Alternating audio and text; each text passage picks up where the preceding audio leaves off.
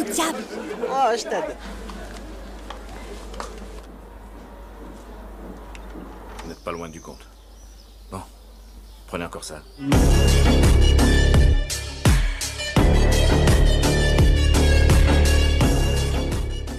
इस फिल्म की कहानी जॉनी सिंस के बचपन के कारनामों से इंस्पायर्ड है, जिसे एक दिन उसके छिछोरे दोस्तों से लड़कियों के प्राइवेट पार्ट के बारे में पता चलता है। इसके बाद वो उन पार्ट्स को देखने के लिए किस तरह से बावला हो जाता है, आइए जानते हैं। इस फिल्म का नाम है हालफोइनी, boy of the terrace. Film की शुरुआत में हम 12 साल के जॉनी सिंस को उसके दो लंगोटिया यार जॉन और डैनी के साथ बाजार में लड़कियों को छेड़ते हुए देखते हैं। जॉन उन लड़कियों के सामने अपनी दाल गलाने की नाकाम कोशिशें करता है, पर उसे सफलता हाथ नहीं लगती। वही जॉनी भी डैनी के साथ मिलकर एक लड़की को खोपचे में ले जाने का बंदोबस्त करने में लगा हुआ था। तभी जॉनी के एक रिश्तेदार बाजार में उसे वो सब करते हुए देख लेते हैं। उन्हें देखते ही जॉनी अपने दोस्तों के साथ वहां से फरार हो जाता है। इसके बाद जॉनी एक वाइन शॉप पर पहुंचता है, जहां वो पार्ट टाइम होम डिलीवरी की नौकरी भी किया करता था। उसे एक खंबा डिलीवर करने पर 2 रुपए मिलते थे। जॉनी हमेशा की तरह उस वाइन शॉप के रेगुलर कस्टमर सलीम के पास जाता है। सलीम पैसे से एक मोची था, पर वो उस शहर में होने वाले इवेंट्स में गाना गाने का काम भी किया करता था। जॉनी और उसके वो दोनों लंगोटिया यार अक्सर सलीम की दुकान पर बैठकर पंचायत मारते रहते थे। कुछ देर बाद एक लेडी सलीम के पास अपना सैंडल लेने आती है, जिसे उसने सलीम को कुछ देर पहले रिपेयर करने के लिए दिया था।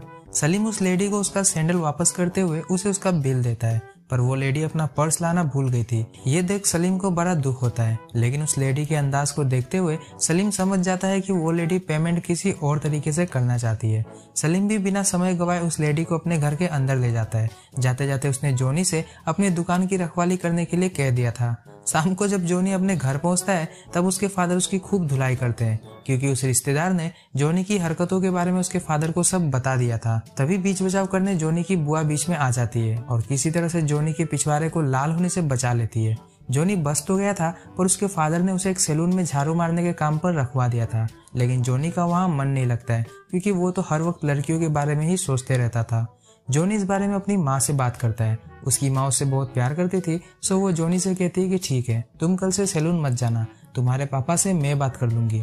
अगले दिन जब जॉनी डैनी के साथ सलीम की दुकान पर अड्डा जमा कर बैठा हुआ था, तभी दूसरे मोहल्ले के कुछ मुस्टंडे जॉन को पीटते हुए वहां लेकर आते हैं। दरअसल उन मुस्टंडों ने जॉन को उनके मोहल्ले की लड़कियों को छेड़ते हुए पकड़ लिया था। इधर जॉनी चुपके से खिसक जाता है और सीधे वाइन शॉप वाले को बुलाकर लाता है।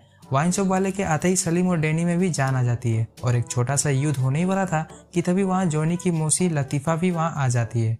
लतीफा की खूबसूरती को देखते ही वहाँ मौजूद सारे मर्द लड़ाई झगड़ा छोड़कर उसके पीछे लट्टू हो जाते हैं। इधर लतीफा के आने की वजह से जॉनी के पापा काफी नाराज थे। दरअसल वो जब भी लतीफा को देखते थे, तब वो बिना अपनी हाथगाड़ी चलाए रह नहीं पाते थे। एक दिन जॉनी अपने फादर को टिफिन देने उनके शॉप पर जाता है, जहां वो देखता है कि उसके फादर तो किसी अनारकली के साथ नैन मटका करने में बिजी है। जॉनी जब शॉप के अंदर टिफिन रखने जाता है, तब वहाँ उसे शरद सलील की लेटेस्ट एडिशन वाली मैगजीन्स मिलती है, जिसके कवर फोटो को देखकर वो बावला हो जाता है। वो तुरंत उस मैगजीन को अपनी चड्डी में छुपाकर वहाँ से 1-2 का 4 हो जाता है। इसके बाद वो सीधे अपने दोस्तों के पास जाता है और उन्हें वो मैगजीन्स दिखाता है। तीनों उस मैगजीन को ऐसे देख रहे थे जैसे उन्हें कुबेर का कोई खजाना मिल गया हो। लेकिन जॉन के पास थोड़ा ज्यादा ज्ञान था, क्योंकि उसने साइबर कैफे में जाकर घपाघप.com पर कुछ वीडियोस देख ली थी, जिस वजह से अब मैगजीन से उसका काम नहीं चल पाता था। जॉनी को भी जब लड़कियों के प्राइवेट पार्ट्स के बारे में पता चलता है, तो वो उसे देखने के लिए बावला हो जाता है और अपने मिशन को अंजाम देने की तैयारी में जुट जाता है। तभी उसे याद आता है कि वो हर हफ्ते अपनी माँ के साथ पब्लिक बाथ लेने जाता ही है, जहाँ औरतें नंग धरंग हालत में इधर उधर घूमती ही रहती है। इसी प्लानिंग के साथ वो अगले दिन अपनी माँ के साथ तुर्किश बाथ पार्लर जाता है। लेकिन इस बार बाथ पार्लर में एक नई लेडी थी और वो जॉनी को अंदर जाने से मना कर देती है, क्योंकि अब वो 12 साल का हो गया था। पर किसी तरह जॉनी की माँ उस लेडी को 100-200 ज्यादा देने का वादा करके उसे मना ही लेती है। पर जॉनी जिस चीज के दर्शन करने आया था, उसे वो मिलती ही नहीं है। अगले दिन जॉनी के दोस्त उससे पूछते हैं कि क्या तुमने प्राइवेट पार्ट के दर्शन कर लिए? तब जॉनी उन्हें अपनी दुख भरी कहानी सुनाने लगता है कि कैसे हाथ को आया निवाला उसके मुंह को न लग सका। यह कहानी सुनते ही उसके दोनों दोस्त उसे घोंचू कहकर वहां से जाने लगते हैं। पर जॉनी अपने छोटे चेतन की कसम खाकर कहता है कि जब अगली बार वो बाथ पार्लर में जाएगा, तब वो प्राइवेट पार्ट के दर्शन करके ही रहेगा। उसी शाम जॉनी के रिश्तेदार मामा जमीला नाम की एक लड़की को उसके घर लेकर आते हैं। दरअसल जॉनी की माँ अकेले घर का सारा काम नहीं कर पाती थी, इसलिए जमीला को वहाँ काम करने के लिए लाया गया था। दूसरी तरफ उस मोहल्ले के सभी मर्द जोनी की मौसी यानी कि लतीफ़ा को पटाने में लगे हुए थे। वो जोनी के हाथों लतीफ़ा के लिए तरह तरह के तोहफे भी भिजवाते हैं, पर जोनी चाहता था कि उसकी मौसी की अनबॉक्सिंग सलीम ही करे, क्योंकि सलीम लतीफ़ा को चाहने लगा था और कहीं ना कहीं लतीफ़ा का भी यही हाल था। एक दिन लतीफ़ा अपना चबाया हुआ सेंटर फ्रेश जोनी के हाथों सलीम को भिजवाती है। सलीम भी बड़े ही चाव से उस चिंगम को चबाते हुए लतीफ़ा के लिए एक प्रेम पत्र लिखता है। उस प्रेम पत्र में सलीम ने काफी अश्लील शब्दों का प्रयोग किया था, जिसे पढ़कर लतीफ़ा 200% चार्ज हो जाती है। एक दिन फिर जोनी अपनी माँ के साथ बात पार्लर जाता है, पर आज उस पार्लर की लेडी ने ठान लिया था कि वो चाहे जो हो जाए पर जोनी को अंदर नहीं जाने देगी। दरअसल जोनी की माँ ने उस लेडी को 100-200 ज्यादा देने की जो बात कही थी वो उसने अब तक नहीं दी थी, इसलिए वो लेडी नाराज हो गई थी। खैर पेमेंट मिलते ही वो जोनी को अंदर जाने की इजाजत दे देती है। जोनी आज अपने मिशन को अंजाम देने की फिराक में था, पर इससे पहले कि वो अपने मिशन में कामयाब हो पाता उसे एक लेडी धर दबोचती है। दरअसल उस लेडी को जोनी के इरादों पर शक हो गया था और उसी वजह से वो जोनी के पीछे काफी समय से लगी हुई थी। पूरे बात पार्लर में अफरा तफरी मच जाती है। जोनी की माँ उसे बहुत झाड़ती है और कहीं ना कहीं जोनी को भी पता चल गया था कि आज उसका उस बात पार्लर में आखिरी दिन है। इस घटना के बाद जोनी की माँ ने उसे अपने साथ बात पार्लर में ले जाना बंद कर दिया था। साथ ही साथ जोनी अंदर ही अंदर काफी ज्यादा एम्बेरस फील कर रहा था। इसी वजह से वो अपने छोटे भाई के बर्थडे पार्टी में भी नहीं जाता है। उसकी माँ उसे हर तरफ ढूंढती है पर उसका कोई अता पता नहीं था। तब हारकर जोनी की माँ जमीला से जोनी को ढूंढने के लिए कहती है। पूरे घर की छानबीन करने के बाद आखिरकार जमीला जोनी को ढूंढ ही लेती है, जो और कहीं नहीं बल्कि जमीला के ही कमरे में घोड़े बेचकर सो रहा था। जमीला उसे जगाना ठीक नहीं समझती है और चुपचाप कमरे का दरवाजा बंद करके वहां से चली जाती है। शाम को जब जोनी की नींद खुलती है तो वो अपना मन हल्का करने के लिए सलीम के पास जाता है, पर वहां पहुंचते ही उसके पैरों तले जमीन खिसक जाती है। वो खिड़की से झाँक कर देखता है कि सलीम तो उसकी मौसी यानी कि लतीफ़ा की अनबॉक्सिंग करने में लगा हुआ है।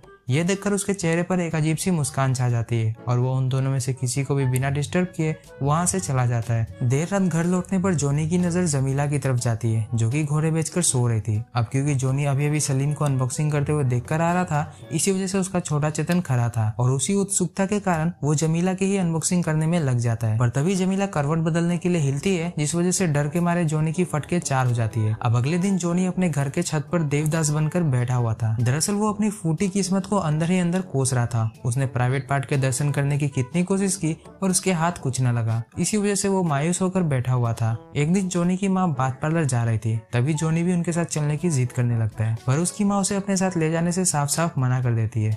वो जोनी से कहती है कि तुम्हें बात पार्लर जाने की कोई जरूरत नहीं है, जमीला तुम्हें घर पर ही नहला देगी। इतना कहकर वो बात पार्लर जाने के लिए निकल जाती है। अब जोनी जमीला के साथ घर पर अकेला था। जमीला उसे नहला रही थी, तभी जोनी अपना आखिरी पासा फेंकता है। वो जमीला को भी उसके साथ नहाने के लिए कहता है। पहले तो जमीला मना करती है, पर जोनी के लगातार फोर्स करने पर आखिरकार वो मान ही जाती है, पर उसने अपने पूरे कपड़े नहीं उतारे थे।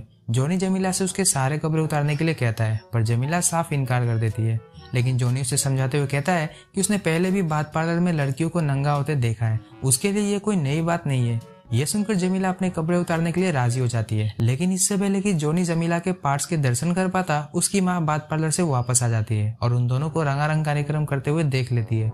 जोनी समझ चुका था कि अब उसकी माँ उसके फादर को सब बता देगी, जिसके बाद उसके फादर मार मार कर उसका पिछवाड़ा लाल कर देंगे। रात में अपने फादर से मार खाने के बाद जब जोनी अपने कमरे में पहुंचता है, तब वो जमीला को अपने बिस्तर पर देखकर हैरान रह जाता है। जमीला को पता था कि आज इस घर में उसकी यह आखिरी रात है, इसलिए जाने से पहले वो जोनी को अपने मौत के कुएं के दर्शन करवाने आई थी। बस फिर क्या था, जोनी रात भर जमीला की पिच पर ताबड़तोड़ बैटिंग करता है, अपनी पहले ही इनिंग्स में सेंचुरी लगा देता है। सुबह सूरज के निकलने से पहले ही हम जोनी को खुशी से उछलते हुए देखते हैं, क्योंकि उसने पिछली रात दुनिया की सबसे खतरनाक गुफा मौत के कुएं के दर्शन कर लिए थे। कुछ देर बाद जोनी के रिश्तेदार मामा जमीला को लेने आ जाते हैं। ये देखकर जोनी काफी ज्यादा उदास था, क्योंकि अब उसे ये मौका दोबारा कभी नहीं मिलने वाला था। जाते जाते हम जमीला के चेहरे पर एक अजीब सी मुस्कान देखते हैं, जिससे हमें पता चलता है कि वो भी कहीं ना कहीं जोनी के पलंग तोड़ परफॉर्मेंस से खुश थी। इस फिल्म से हमें यही सीख मिलती है कि अगर किसी चीज को आप दिल से चाहो तो आज नहीं तो कल वो आपको मिल ही जाती है, जैसा कि हमने जोनी के केस में देखा।